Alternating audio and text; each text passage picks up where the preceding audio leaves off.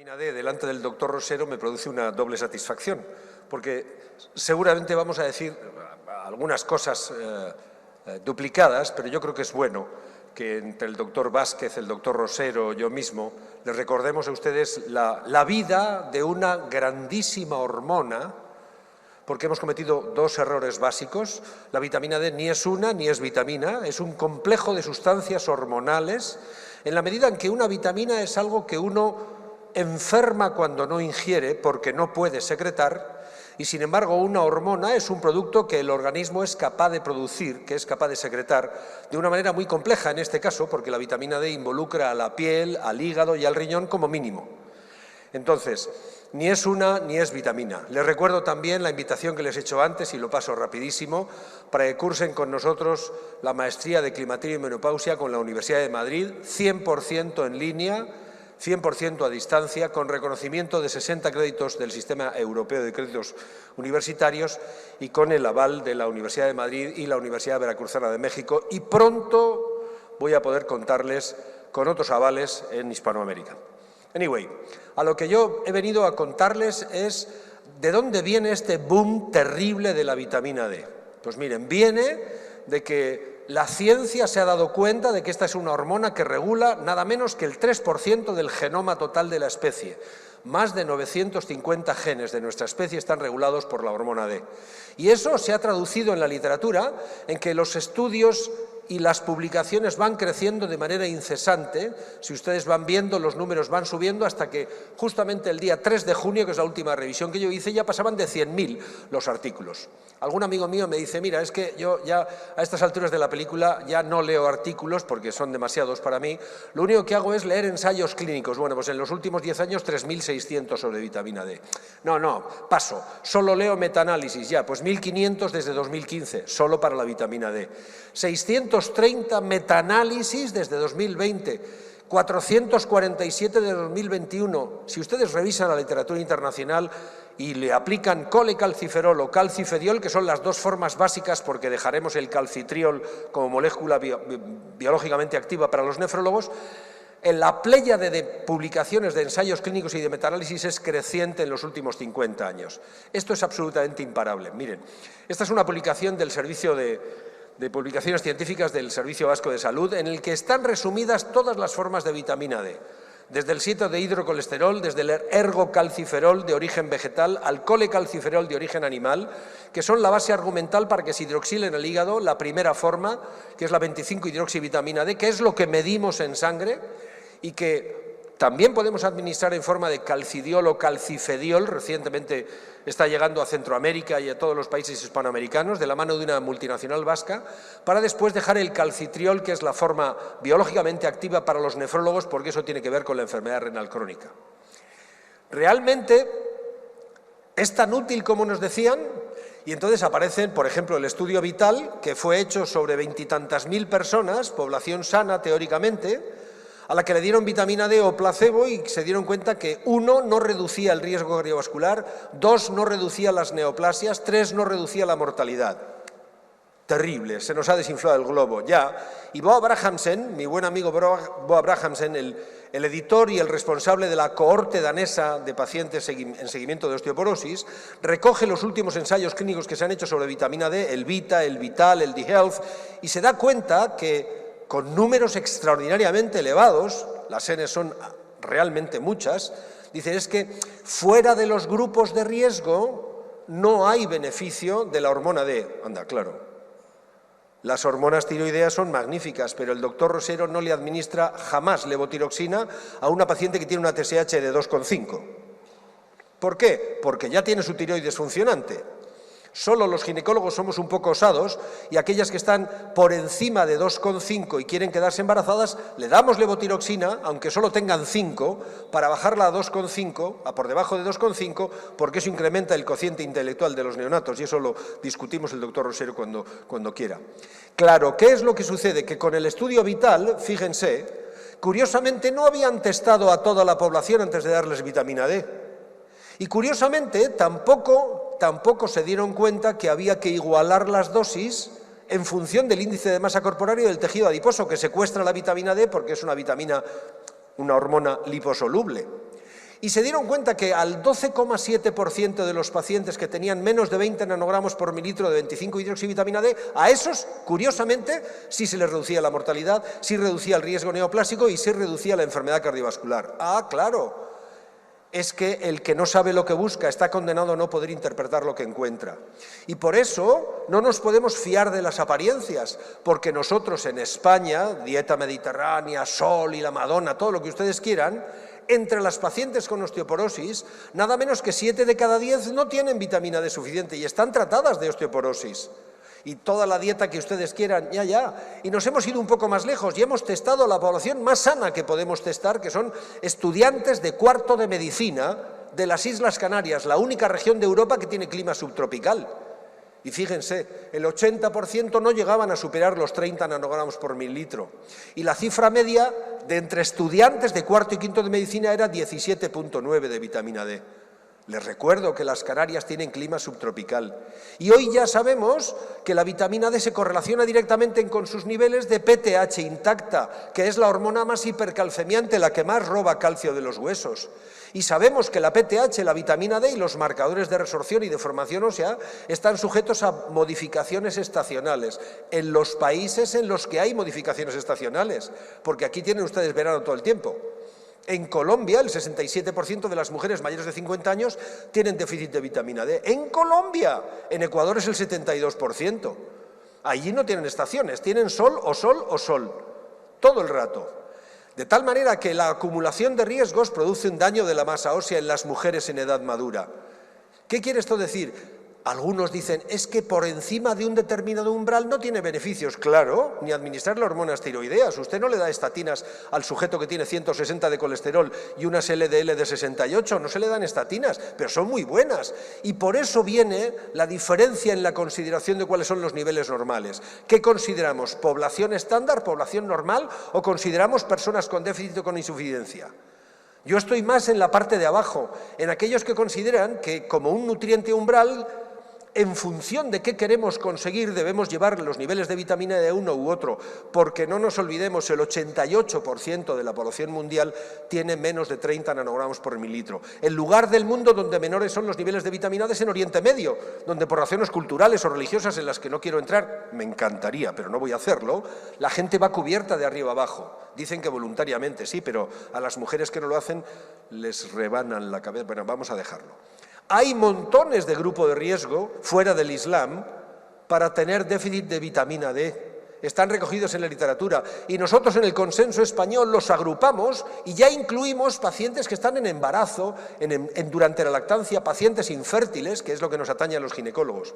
¿Por qué? Porque la vitamina D definitivamente es un nutriente umbral. Si usted quiere que su población infantil no tenga raquitismo, basta con que tenga la vitamina D por encima de 10, pero si quiere tener una salud ósea adecuada, tendrá que tener una vitamina D por encima de 20, y si le está tratando de osteoporosis y quiere que no tenga fracturas, tendrá que tener una vitamina D por encima de 30, ya, pero si quiere usted conseguir efectos antiinflamatorios e inmunomoduladores de la vitamina D, la deberá tener por encima de 40. Y si quiere tener oncoprotección con la vitamina D, estamos hablando de mujer madura, suba la vitamina D por encima de 50, porque no importa cuánto le quiero dar, sino a qué nivel le voy a llevar a mi paciente concreta. Este es el punto de la cuestión. De tal manera que lo basamos todo en la determinación de 25-hidroxivitamina D, que es una sustancia biológicamente inactiva y que no puede producir intoxicación en ningún caso, porque después en los pacientes sanos está el riñón para modular la fabricación de vitamina D. De tal manera que hoy medimos la 25-hidroxi porque tiene una vida media más larga de hasta 3 semanas y por eso hay que alejarse de la última dosis para determinar, para el control. Pero fíjense hasta qué punto esto es así, que entre los pacientes que habían ingresado por fractura osteoporótica, por fractura de bajo impacto, hablamos de mujer madura, la inmensa mayoría, nada menos que el 78%, tenían bajos niveles de vitamina D. Daba igual de qué fractura estuviéramos hablando. Y si ustedes eso lo añaden al sobrepeso, se darán cuenta que personas con sobrepeso, por el secuestro que el tejido adiposo hace de la vitamina D, no van a conseguir adecuadamente sus buenos niveles de vitamina D si tienen por encima de 85 o 90 kilos. Esos pacientes, lejos de intoxicarse, no van a conseguir buenos niveles y por mucho que usted les suplemente, con colecalciferol se van a quedar en 17, en 18, en 20 nanogramos por mililitro. Tendrán que tomar otras medidas en pacientes con sobrepeso o en pacientes obesos, a sabiendas de que el sol o los cambios estacionales no determinan la normalización, son los suplementos farmacológicos de vitamina D los que aumentan definitivamente los niveles de vitamina D. ¿Y eso qué tiene que ver en la mujer madura con la función muscular? Absolutamente todo, porque la función muscular es la consecuencia de que haya suficientes niveles de calcio, de que la calcimia esté conservada a nivel plasmático para que pueda entrecruzarse las fibras de actina y de miosina y producir contractilidad muscular. Si no hay calcemia, no hay contractilidad muscular, y si no hay contractilidad muscular no hay vida, porque ustedes no podrían asentir, ni tragar, ni parpadear, ni yo gesticular, ni hacer fonética. De tal manera que hasta que no se descubrieron los receptores de vitamina D en el tejido muscular, y tenemos una pléyade de trabajos que ya lo han descubierto desde hace más de 25 o 30 años, no teníamos clara la función de la vitamina D sobre la función muscular. Y hoy sabemos que el suplemento de vitamina D, incluso independientemente del ejercicio, mejora toda la función muscular de los pacientes mayores. Mejora el stand and go, el ponerse de pie y caminar, mejora la carrera la caminata de 4 minutos, mejora la fuerza prensil, y estos son elementos fundamentales en el envejecimiento, porque un viejo es un sujeto que no ingiere proteínas, que tiene bajos niveles de vitamina D y que no hace ejercicio de musculación, ejercicio de fuerza, más allá del de resistencia, que está muy bien. Y eso lo sabemos muy bien, porque los niveles de sarcopenia están directamente relacionados con los niveles de 25-hidroxivitamina D de manera multisistémica y de manera multifactorial, como la regadera, le llaman ustedes, como la ducha del doctor Rosero. De tal manera que, independientemente de su nivel de masa ósea, suplementos de vitamina D y ejercicio físico favorecen el desarrollo de una adecuada masa muscular, porque además la vitamina D en condiciones adecuadas, correctamente suplementada y con buenos niveles por encima de 30, disminuye sistemática y significativamente el riesgo de caídas, que es el problema por el que comienzan las fracturas osteoporóticas de bajo impacto. Y así podríamos revisar si realmente la vitamina D es capaz de reducir el riesgo de fracturas. Y depende de cómo lo miremos, hay literatura para dar con un palo, pero fíjense que la inmensa mayoría de los pacientes fracturados en esta revisión sistemática estaban por debajo de 15 nanogramos por mililitro. La inmensa mayoría estaban por debajo de 15 nanogramos por mililitro de 25-hidroxivitamina D. Y hoy tenemos evidencia de que es capaz no solamente de evitar el riesgo de caídas y por tanto de fracturas, sino también que interviene en la reparación de las fracturas, en el fracture healing. Tengan ustedes en cuenta que todavía no nos ponemos de acuerdo por aquello de población sana o población deficitaria o insuficiente, cuáles son las necesidades diarias de vitamina D de la población. Pero sí tenemos claro que tiene una influencia positiva en la curación de la fractura y que hay que tener siempre los niveles de 25-hidroxivitamina D por encima de 30 nanogramos por mililitro si estamos hablando de mujer madura, en cada uno de los momentos del año. Y bastará con que lo midamos en el peor momento del año para determinar qué pacientes van a ser subsidiarias de tratamiento con suplementos de vitamina D. Y les hago una revisión bibliográfica por tiempos, ¿verdad? Porque ya desde los años 90 los suplementos de vitamina D con calcio reducían significativamente los riesgos de fractura. Lo miremos como lo miremos, una detrás de la otra, siempre hay diferencias significativas en la reducción del riesgo de fracturas a partir del 6º mes. Siempre asociado a calcio, y aquí venía la gran duda, ¿era el calcio, era la vitamina D? Fíjense, el metaanálisis con reducciones del 13% del riesgo, 23% del riesgo de sufrir fracturas, pero no solamente las de cadera, todas las fracturas mayores osteoporóticas, todas las fracturas diferenciadas. La revisión Cochrane nos dice, no solamente reduce el riesgo de fracturas, es que no incrementa la mortalidad hacer suplementos de calcio en las personas que están en tratamiento de la osteoporosis. Y entonces, como los metaanálisis siguen surtiendo efectos positivos de la vitamina D, llega alguien y dice, bueno, vamos a diferenciar si la vitamina D sola o la vitamina D asociada con calcio. Y nos damos cuenta que la vitamina D sola no es capaz de reducir el riesgo de fracturas porque los intervalos de confianza incluían la unidad. Pero cuando la vitamina D se asocia a suplementos de calcio, hablo en el tratamiento de la osteoporosis, ahí ya sí. No solamente en las fracturas de cadera, 16% de reducción, sino todas las fracturas un 6%, porque las dosis de suplementos de calcio son mejor absorbidas desde el punto de vista de la presencia de la vitamina D como regulador fundamental de la absorción de calcio a nivel intestinal. Y eso nos lleva a la otra consideración que hay en la mujer madura, que hay en la época del envejecimiento, que hay en la época de la verdadera causa del envejecimiento, que es la inmunosenescencia. Pues miren, que ahí la menopausia tiene una función alrededor de la vitamina D tiene una función alrededor de la menopausia en la medida en que interviene en prácticamente todas las células, incluso las presentadoras de antígenos del sistema inmune.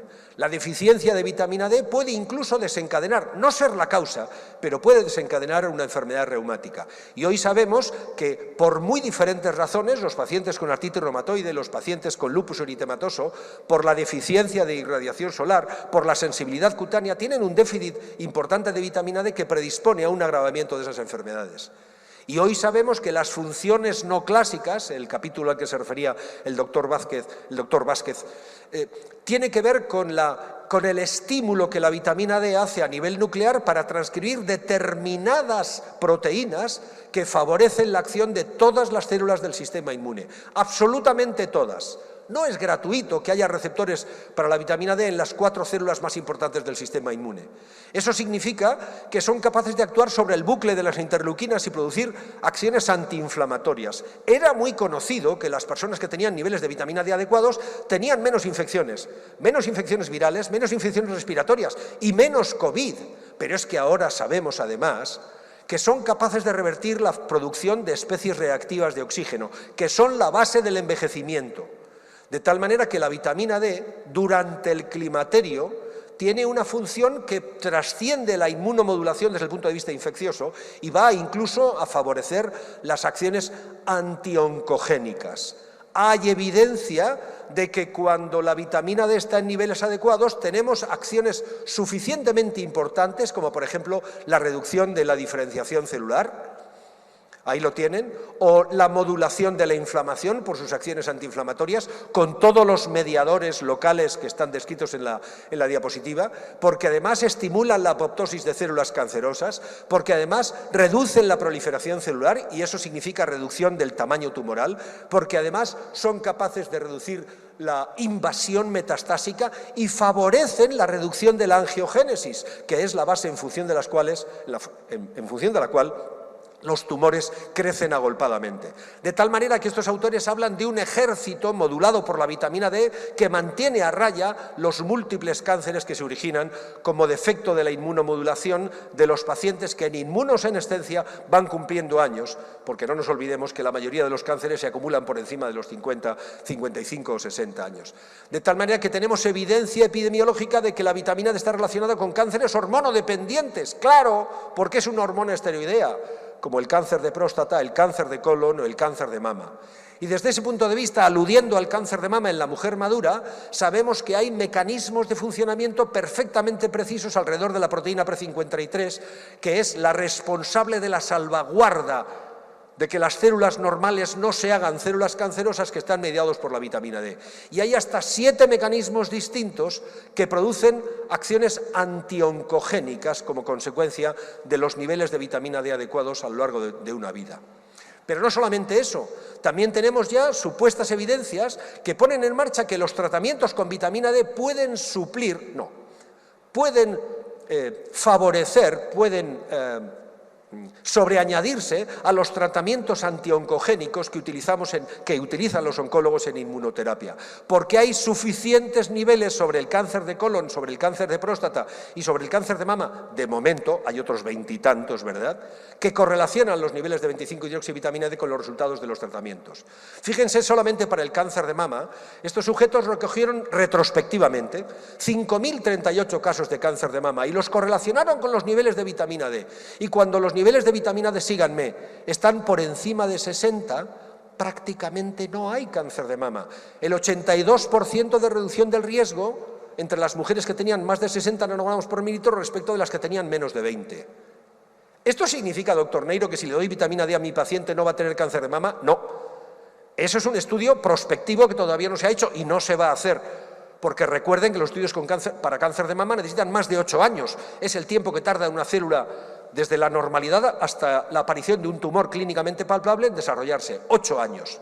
Pero en cualquier caso, el 83% de reducción del riesgo con vitaminas D por encima de 60, con prácticamente ningún caso de cáncer en curvas de supervivencia actuarial respecto de las que tenían vitamina D por debajo de 20, merece la pena ser considerado.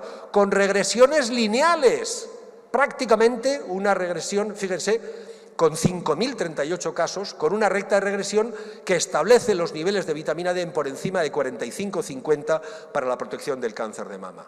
Hoy sabemos que hay incluso vías de tratamiento alternativo que combinan la acción de la vitamina D con la proteína P53 y no solamente con la proteína P53, sino con el factor de binding, de ligazón de la proteína que transporta la proteína P53. Y eso establece probablemente nuevas vías de actuación. Voy terminando ya con un trabajo que no acerto a leer, pero me parece que es de hace 3 o 4 días. Solo hace 3 o 4 días que dicen, hay un estudio prospectivo con 476 mujeres. Correlacionan sus niveles de vitamina D con el tamaño, el grado histológico, el estatus de receptores hormonales y no solamente eso, sino con el nivel de invasión linfática en la axila.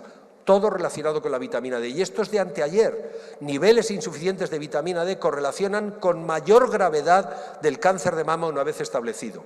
Amigos míos, con rectas de regresión que son perfectamente lineales. La publicación es de hace 3 o 4 días nada más. Voy concluyendo. Niveles suficientes de vitamina D en mujeres premenopáusicas van a condicionar que cuando tengan cáncer de mama sean de menor agresividad. Y esto es lo que buscamos siempre para el cáncer de mama. Termino.